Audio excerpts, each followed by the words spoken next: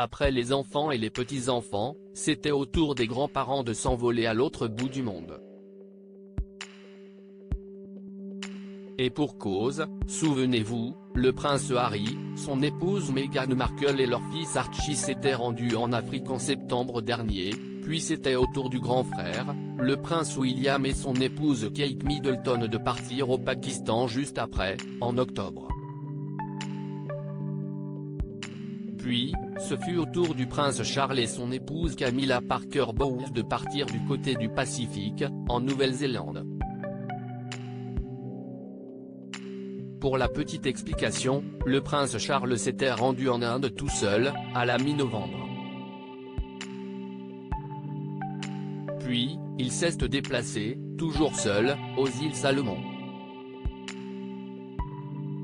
Mais pour la fin de son séjour, le fils aîné et héritier de la reine Elisabeth II a pu compter sur la présence de sa chère et tendre, Camilla Parker Bowles.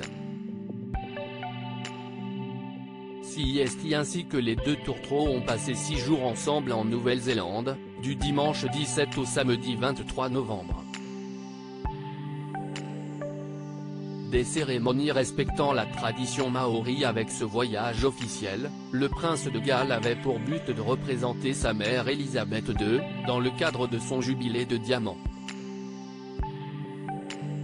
En toute logique donc, le prince Charles et Camilla Parker Bowles ont enchaîné les visites, et assisté à plusieurs cérémonies respectant la tradition maori.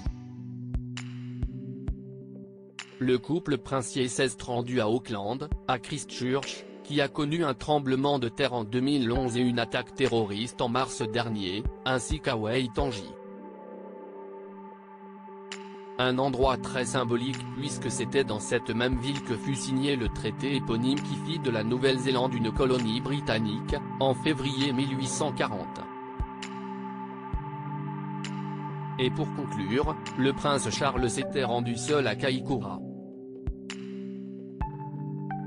De son côté, Camilla Parker Bowles a officié plusieurs rendez-vous et engagements seuls, dans le but de renforcer la lutte contre la violence faite aux femmes et pour l'éducation, deux sujets sensibles qui lui tiennent à cœur depuis des années.